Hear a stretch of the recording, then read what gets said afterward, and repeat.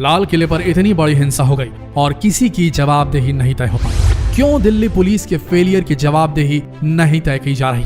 क्यों intelligence failure की बात नहीं की जा रही? दिल्ली को सुरक्षित रखने का काम करने वाली होम मिनिस्ट्री को कटघरे में क्यों नहीं रखा जा रहा? अगर पुलिस ने इंडिया गेट की तरफ बढ़ने वाले हजारों किसानों को रोकने में सफलता प्राप्त कर ली थी, तो लाल किले में क्यों घुसने दे दिया गया मुट्ठी भर उपद्रवी किसानों को?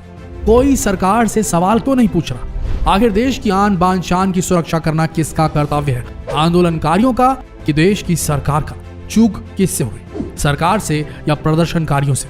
भाई साहब, प्रदर्शनकारी जो अपनी ताकत दिखाना चाह रहे थे वो उन्होंने बखूबी दिखाई। जिस प्लेटफॉर्म पे तिरंगा प्रधानमंत्री फहराते हैं, ठीक उसके समकक्ष दूसरा झंडा फहरा दिया उन्होंने। तो प्रदर्शनकारियों को जो करना था, जो करने वो आए थे, वो उन्होंने कर लिया।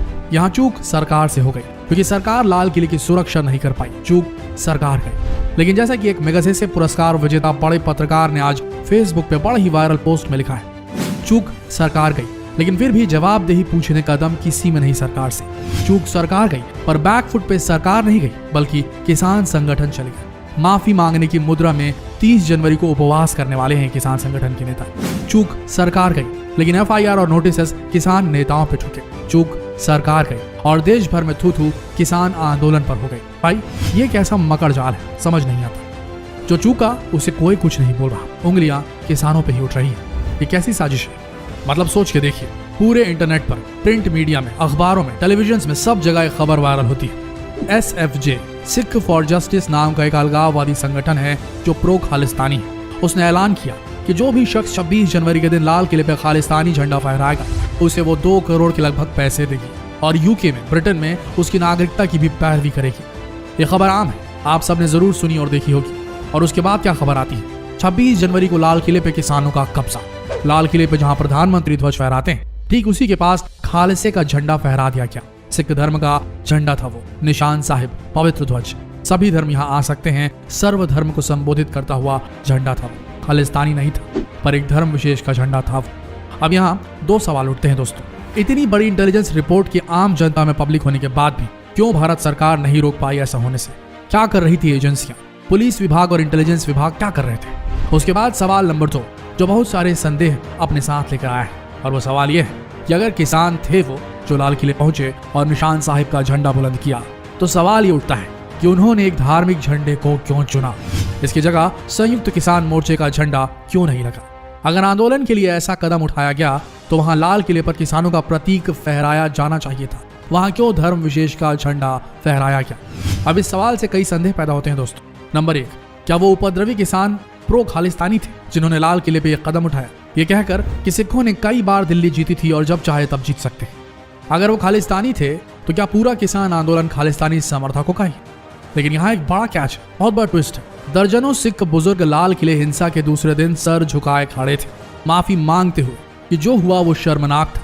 पूरी ग्लानि में डूबे ये किसान बुजुर्ग नेता खालिस्तानी नहीं थे, क्योंकि अगर होते तो दीप सिद्धू को धरना स्थल से दूसरे दिन गाली देकर भगाया ना होता। ये वीडियो क्लिप देखिए।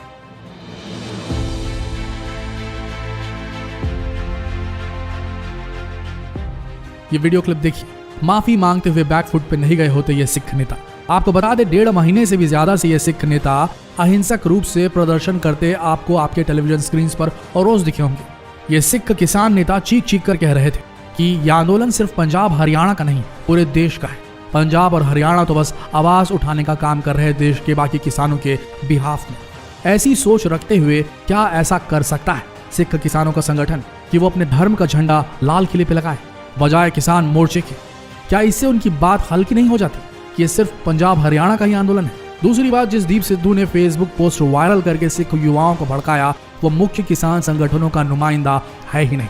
सीधी सी बात है, सरकार बार बार ये कह रही थी कि किसान आंदोलन में खालिस्तानियों ने कब्जा कर लिया है, और किसान संगठन बार बार कह रहे थे कि अगर हमारे बीच कोई भी खालिस्तानी है तो उसे चिन्हित कीजिए, हम खुद उसे थाने तक लेके जाएंगे। और किसान नेता खुद जानते थे कि अगर ऐसे तत्व किसान आंदोलन में शामिल हो गए तो सरकार के खिलाफ जो किसान आंदोलन खड़ा हो रहा था, जिसे आम भारतीय जनता का खुलकर समर्थन मिल रहा था, वो बंद हो जाएगा। अब आप ही सोचिए कि इतनी पैदल चाल कोई किसान नेता क्यों चलेगा?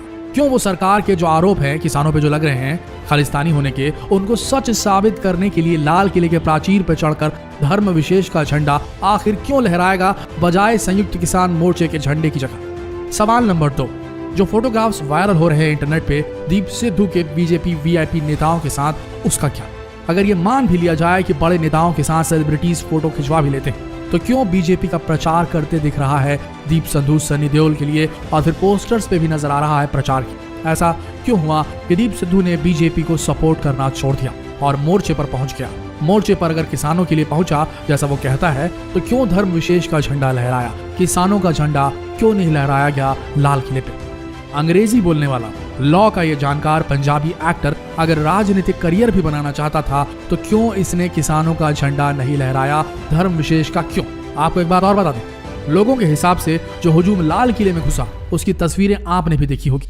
उतनी तादाद में नहीं थी जितनी बाकी जगह दिख रहे थे ये किसान। इतनी आसानी से घुस कैसे गए लाल किले पे? कुछ सूत्रों ने यह भी बताया कि नशे में भी थे युवा आंदोलनकारी। तार अब आप खुद कनेक्ट कर लीजिए, ये सारे तार अब आप खुद कनेक्ट कर लीजिए। एक एक्स बीजेपी सपोर्टर जिसकी पहुंच बीजेपी के आला नेताओं के बीच थी, वो किसान आंदोलन में शामिल होता है, फेसबुक लाइव करता है और एक दिन पहले ही लोगों को भड़काता है लाल किले जाने के लिए। और उसके बाद आती है दिल्ली पुलिस। जो दिल्ली पुलिस ने रूट दिए थे किसानों को ट्रैक्टर परेड के लिए, उस पर दिल्ली पुलिस बड़े बड़े बैरिकेडिंग लगा देती है। पर जिन रूट्स पर किसानों को जाने की मनाही थी, जिन रूट्स पर अगर आंदोलनकारी किसान चले जाते, उससे दिल्ली की सड़कें जाम हो सकती थी, उपद्रव हो सकता था। उन रूट्स को दिल्ली पुलिस ने सील ही नहीं किया। मतलब जहां किसानों के लिए प्रवेश निषेध था, वहां नो बैरिकेडिंग, नो चाक चौबंदी। पर जिस रूट पर निकलना था ट्रैक्टर परेड, वहां पर बैरिकेड भारे पड़े थे। ऐसा क्यों किया गया? सीधी सी बात थी, किसानों को लगा कि अब पुलिस उन्हें तय रूट पर भी नहीं जाने देगी। उनका आपा खोने लगा। वहीं दीप सिद्धू जैसे और एक और गैंगस्टर टर्न पंजाबी नेता, उसने अपने लोगों को मोबिलाइज करना शुरू किया उन रूट्स पर जहां पुलिस ने कोई बैरिकेडिंग नहीं की थी या नाम मात्र की सुरक्षा रखी थी। नतीजा, जहां 20-25 ट्रैक्टर निकले, बाकी किसानों को लगा कि यहां से रास्ता है और वो उनके पीछे पीछे हो लिए। अब सवाल ये उठता है कि ये चूक दिल्ली पुलिस की चूक थी या साजिश इन सो कॉल्ड फेक उपद्रवी किसानों को लाल किले तक पहुंचने देने की? अगर चूक थी तो जवाबदेही क्यों तय नहीं होती दिल्ली पुलिस की? गृह मंत्रालय की, खुद गृह मंत्री की जवाबदेही क्यों तय नहीं होती? और अगर साजिश थी तो अब क्या कहें? सारे तथ्य आप सबके सामने। चूक किसकी थी वो साफ है, पर हाथ जोड़े कौन खड़ा है? देश का किसान नेता। अपने चेहरों पर खालिस्तानी होने का कलंक लगाए, देशद्रोही होने का कलंक लगाए। सच में आज की सरकार अजेय है, इनसे कोई नहीं जीत सकता और इनका सबसे बड़ा अस्त्र है प्रचार तंत्र। याद रखिए, ये आवाज आपसे झूठ नहीं बोलेगी। जिन्होंने 70 साल देश को लूटा, वो भी लुटेरे थे, पर अब जो लोग हैं वो पिछले वालों से ज्यादा बड़ा नुकसान कर रहे हैं। कश्मीर भले 370 के बाद भारत का ऑफिशियल अभिन्न अंग बन गया हो, पर अभी भी वहां के नागरिक उपद्रव की सोचते हैं। बहुत मुश्किल से पंजाब से मिलिटेंसी को हटाया गया। अगर इस सरकार के राज में ऐसे झंडे फहराए जाते रहे, समाज में एक धर्म विशेष के लिए कालापन फैलाया जाता रहा, तो पंजाब भी भेंट चढ़ जाएगा। वो 70 साल हम लूटे दोस्तों, पर ये 10 साल कहीं हमें तोड़ न दे। बात सिर्फ एक कानून की थी, खेती के कानून की थी, किसान के चूल्हे की थी। उसके लिए देश के गणतंत्र को कलंकित कर देना जायज नहीं था। सिर्फ अपने आप को सही साबित करने के लिए दंभ पराजय की आखिरी सीढ़ी होती है। आपका क्या सोचना है कमेंट सेक्शन में जरूर बताएं। धन्यवाद।